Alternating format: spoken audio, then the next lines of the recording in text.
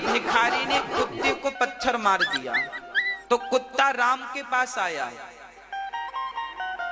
राम से कहने लगा, अच्छा राम के जमाने में पेड़ पौधे भी, कुत्ता बिल्ली भी बात करते थे।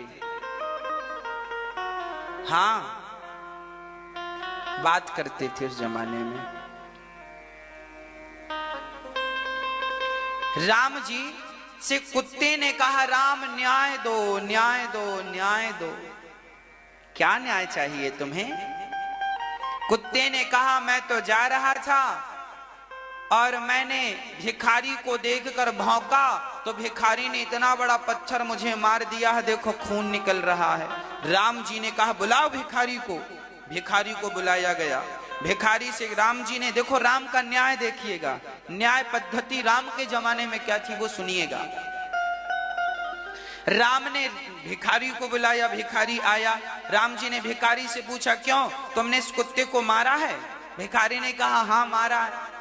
राम ने कहा, क्यों मारा? भिखारी बोल रहा, हमें देख के भौंक रहा था सो हमने मार दिया। राम जी ने कहा, कुत्ता नहीं भौंकेगा तो क्या तुम भौंकोगे? उसका तो स्वभाव ही भौंकने का, तो भौंकेगा तो क्या खोपड़ी फोड़ दोगे उसकी? अब राम जी ने न्याय किया। अब आप बताओ कि कुत्ते को पत्थर मारने की क्या सजा हो सकती है? राम ने क्या जवाब दिया होगा? राम ने कैसे न्याय किया होगा? तब राम ने कुत्ते से पूछा कि चल भाई तू ही बता कि तुझे इसने पत्थर मारा है, तो तू ही बता कि इसे कौन सी सजा दी जाए। तो कुत्ते ने कहा, देखो राम का न्याय, भाई जिसे आपने प्रताड़ित किया है वही बताएगा ना कि इसे अब क्या सजा देना है। तो कुत्ते ने बताया कि इसे फलाने जगह का नेता बना दो, मठाधीश बना दो, आज की भाषा में कहें तो नेता बना दो।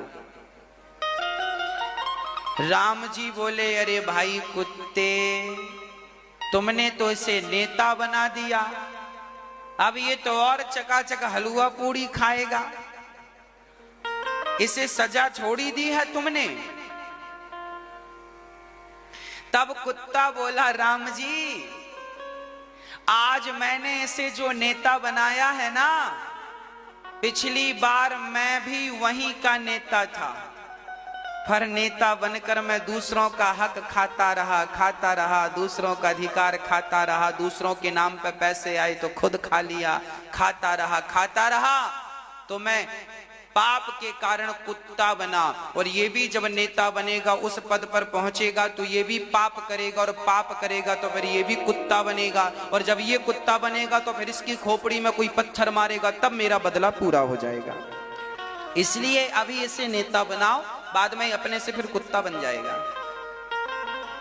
क्योंकि जो व्यक्ति गलत करता है, जो व्यक्ति गलत करता है उसे तो फिर भोगना ही पड़े, गलत ना करे तो फिर बनने की जरूरत ही नहीं है। अब देखिए, राम के राज्य में कुत्तों को भी न्याय मिलता था, तो जिनके राज्य में कुत्तों को न्याय मिलता था उनके राज्य में प्रजा कितनी सुखी रही होगी, आप कल्पना कर सकते हैं। इसलिए आज तक हम लोग राम राज्य की कामना करते हैं, कल्पना करते हैं, क्योंकि राम के राज्य में कुत्तों को भी न्याय मिलता था।